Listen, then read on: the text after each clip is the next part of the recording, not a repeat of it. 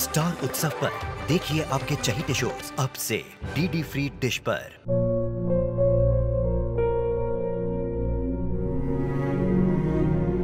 मैं डॉक्टर बनकर अपना और अपने आबा का सपना जरूर पूरा करूंगी।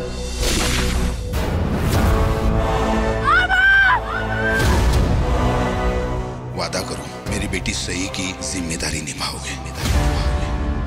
मुझे नहीं करनी है शादी। मेरा रिश्ता सिर्फ मेरे सपनों से है। तुमने मुझसे कोई उम्मीद मत रखना, मेरी जिंदगी में कोई और है, जिंदगी में कोई और है। क्या एक अनचाहे रिश्ते में गुम हो जाएंगे साई के सपने? गुम है किसी के प्यार में 1 अप्रैल से शाम 7 बजे स्टार उत्सव पर। डॉक्टर साहब आप? राम राम। राम राम। राम राम डॉक्टर साहब। राम राम। आपको किसी भी कैंप में जाने की जरूरत नहीं है इसके इलाज के लिए। फालतू के ट्रीटमेंट के लिए मैंने काम शुरू कर दिया है। क्या मतलब है थारा डॉक्टर साहब? मैंने अपने बॉस से बात की है, उन्होंने अपने किसी जानने वाले डॉक्टर से बात की है। अगर हो सके तो फालतू का इलाज मुफ्त में हो सकता है। अरे अगर ऐसा हुआ तो बहुत अच्छा होगा डॉक्टर साहब। है तो हमारे लिए फरिश्ता बन के आए हो। आप ये सब कह के मुझे शर्मिंदा मत कीजिए प्लीज। आजकल के जमाने में थारे जैसे लोग मिलते कहाँ हैं? आपको तो देखकर मन खुश हो जाता है। घना आभार आपका। हाँ, मैं ये आप लोगों के लिए कुछ चीजें लाया था। इसमें आप दोनों के लिए शर्ट्स हैं और फालतू इसमें तुम्हारे लिए सलवार कमीज।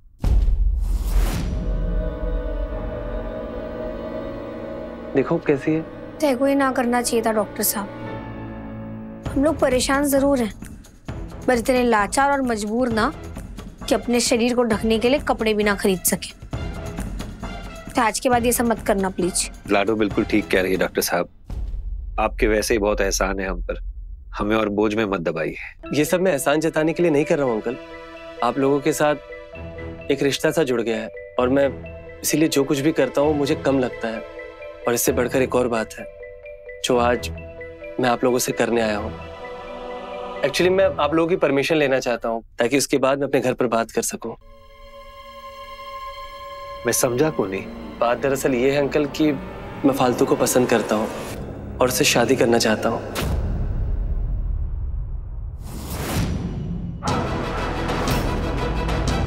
मैं जानता हूँ कि आप लोग ये सोचकर हैरान हो रहे होंगे कि अचानक से मैं फालतू का हाथ मांगने कहाँ से चला है, लेकिन मेरा यकीन मानिए मैंने फालतू को जब से देखा है उसकी सादगी मुझे भा गई है।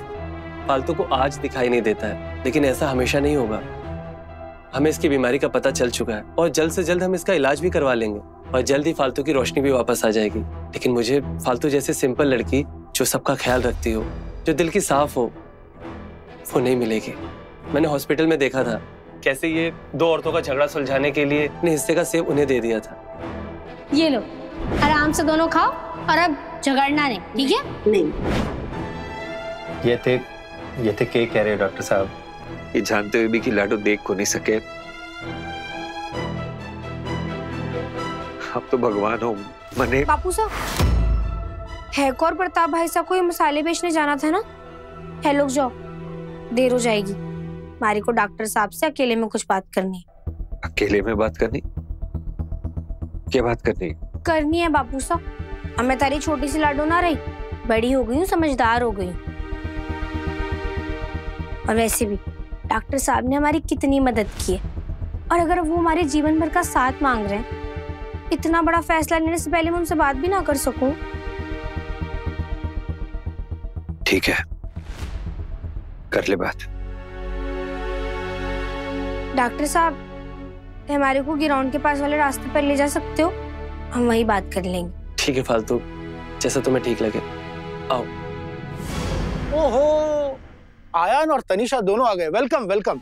मुझे एक बात समझ में नहीं आ रही, तूने इतनी जल्दी आयान को ऑफिस जाने की परमिशन कैसे दे दी? 1 महीना ना सही, एटलीस्ट आधा महीना तो उसको रोक के रखती। और रही काम की बात, तो सिर है ना, कितने अच्छे से संभाल रहा है और सारे उसके काम से कितना खुश है। वो तो है चाची, लेकिन आप सबको तो पता है ना कि आयान को अपने काम से कितना प्यार है। घर में बैठ के भी ना वो सिर्फ काम के बारे में ही सोचता रहता है। और अगर अयान काम पर जाएगा तो ये हमारे रिलेशनशिप के लिए भी हेल्दी होगा। तुम उसकी फिक्र मत करो तनु, उसके लिए मैं हूँ। हाँ, अगर तुमने इसकी ऑफिस जाने की सिफारिश नहीं की होती ना, तो मैं तो इसकी छुट्टी बढ़ाने के मूड में था। लेकिन सच में तनु, ये तुमने बहुत सही डिसीजन लिया। इसे कहते हैं घर की असली लक्ष्मी। बिना कुछ कहे ये समझ गई थी कि हमें अयान की जरूरत है इस नए प्रोजेक्ट में, और बिना कुछ कहे उसकी छुट्टी उसने कैंसिल करवा दी। तनु बेटे, तुमसे ज्यादा समझदार बहू हो ही नहीं सकती।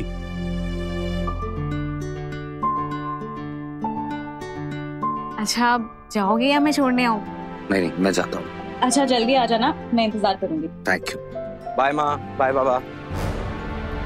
तेरा सच जानना बहुत जरूरी, वो सच जो प्रताप भाई साहब और बापू साहब को भी ना पता है। ऐसी कौन सी बात है जो उन दोनों को भी नहीं पता है? तेरे को याद है मंदिर में मैंने थारे से कहा था तेरे को सब कुछ सच सच बता दूंगी।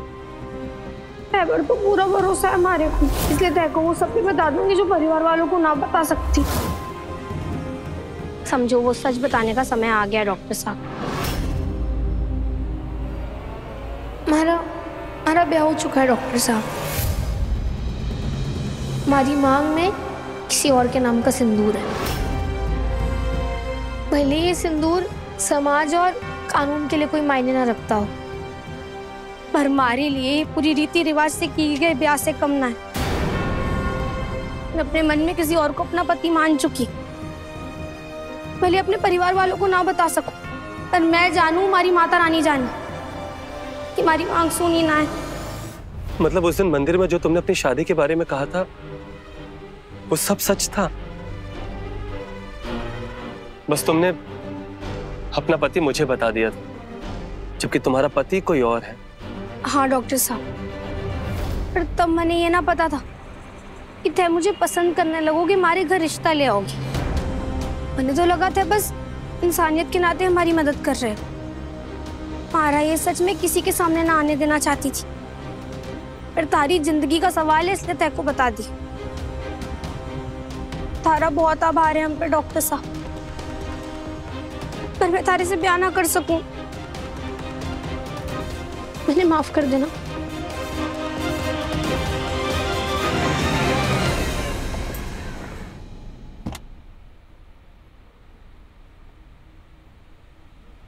अब इसे क्या हो गया?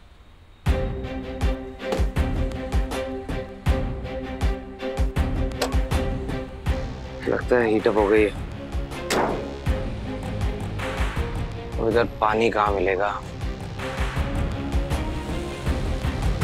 हमारे पति के बारे में कुछ ना पूछना डॉक्टर साहब। तय को धोखे में ना रखना चाहती थी इसलिए सब सच बता दिया, पर अब इससे ज्यादा कुछ ना बता पाऊंगी। और तय भी हमारे से ब्याह वगैरह की बातें ना करना आपसे। और एक और विनती है थारे से, इस बारे में प्रताप भाई और बापू साहब को बिल्कुल ना पता लगना चाहिए। इसके लिए तुम निश्चिंत रहो फालतू, उस बारे में मैं किसी से कुछ नहीं कहूंगा, प्रॉमिस। जब इतना बड़ा बम तुमने फोड़ ही दिया है तो एक छोटी सी रिक्वेस्ट कर सकता हूँ तुमसे? क्या चाहिए थे को? भले ही हमारी शादी नहीं हो सकती, लेकिन हम अच्छे दोस्त तो बन सकते हैं ना। मुझसे दोस्ती करोगी फालतू? मुझे पता है तुम मुझसे कोई भी मदद बिना किसी रिश्ते के नहीं लोगी, इसलिए मैं तुमसे दोस्ती करना चाहता हूँ। दोस्ती? क्योंकि थे ने हमारे को जितना समझा और हमारी जितनी मदद की है ना, इतना तो कोई सच्चा दोस्ती कर सके। तो इस नई दोस्ती के लिए कुछ मीठा हो जाए। यही पास में एक आइसक्रीम की शॉप है, चलो आज तुम्हें आइसक्रीम खिला के लाता हूँ। हाँ, अब नई दोस्ती के नाम पर एक एक आइसक्रीम तो खा ही सकता है ना। चल भैया 2 आइसक्रीम देना, मैं लेकर आता हूँ। ये लो।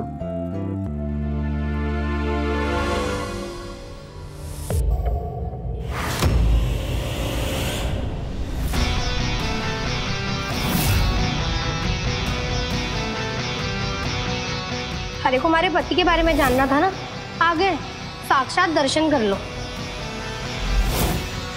ये तो वही आदमी है जिसे फालतू ने अपना पति बताया था। इसे मैं पूरी दुनिया में ढूंढ रहा हूं और ये यहाँ खड़ा है।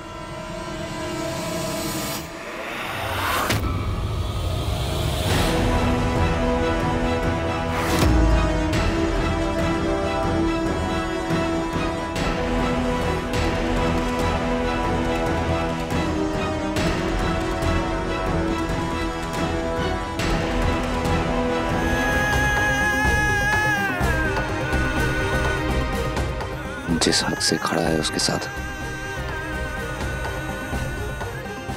पति ही होगा उसका।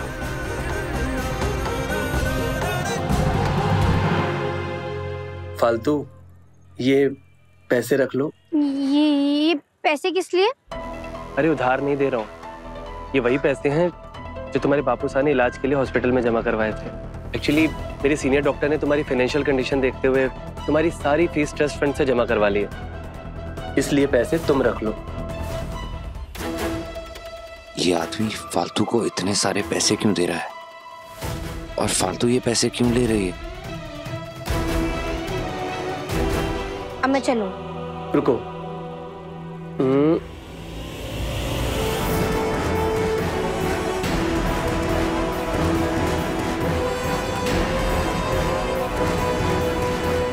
पति है उसका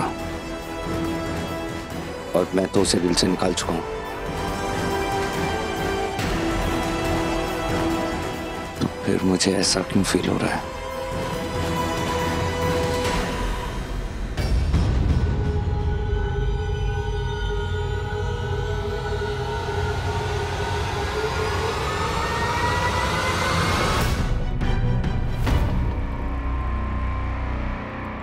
आज जैसे सारे सवालों के जवाब लेकर आऊंगा। दिखता नहीं है क्या? सॉरी। कहाँ से आ जाते हैं, देख के भी नहीं चलते हैं।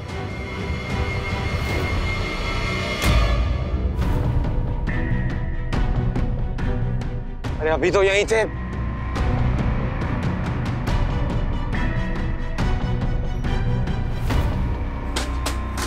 Damn it! इतनी पास आकर भी कुछ पता नहीं लगा पाया।